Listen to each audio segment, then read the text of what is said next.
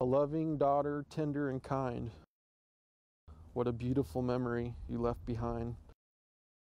Our angel on earth, God's angel in heaven, until we meet again. Melanie Suzanne Sherman died 20 years ago in St. Joseph, Missouri. The bubbly brunette was magnetic. Even her signature showed she was full of love. I wish I could have done something for her or been with her.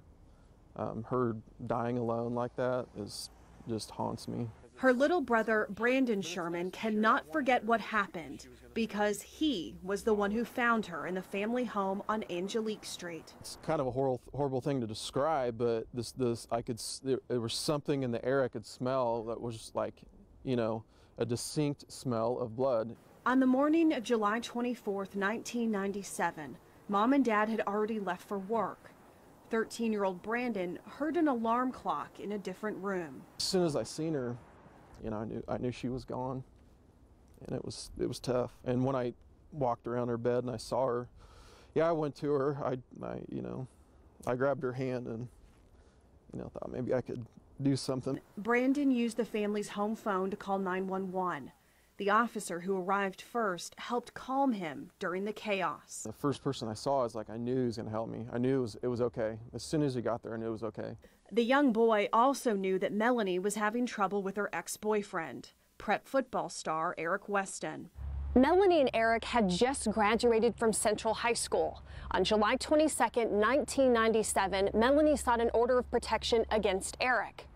2 days later, she was murdered. The gruesome stabbing stunned the entire community. It was a hard thing for people to understand and wrap their mind around that could even happen. The case was on the front page of the paper often. Hundreds showed up to court hearings and Melanie's funeral.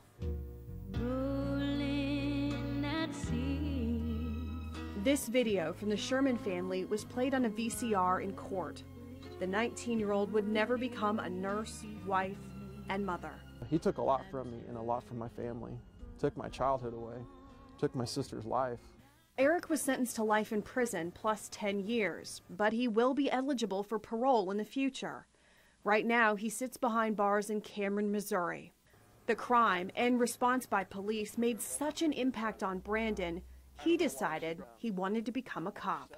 Does what happened to Melanie make you a better police officer? Oh, I think so. Yeah,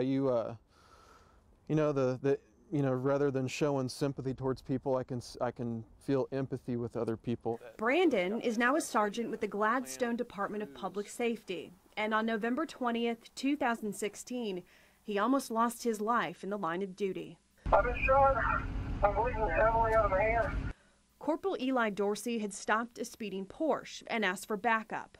Brandon arrived, and at some point, a suspect got out of the car and ran. Just as soon as he flipped over, he pulled out a huge handgun and pointed it at my head, and it was just in a split second I was able to grab onto the gun and direct it away from my head, and it went off just quicker than you could blink. Eventually, Corporal Dorsey fired, and the suspect, who could have killed both officers, died. A bullet hit Brandon's thumb, and he's had multiple surgeries to fix it. The whole time that the assault was going on, I could see just images of my kids and my wife in my head. At the end of 2017, Sergeant Brandon Sherman was named our area's Officer of the Year. Besides just the fact that you're a good cop and Dorsey is a good cop, do you think that there was a higher power as well involved? Oh, there had to have been. I mean, if you don't believe in some sort of divine intervention, or I believe Melanie was there with me that night, without a doubt. Brandon knows his big sister Melanie would be proud of him today. I wanted her, you know, to be proud of what I'm doing, you know. So I felt like this was my calling, and it is. It's something that I love doing.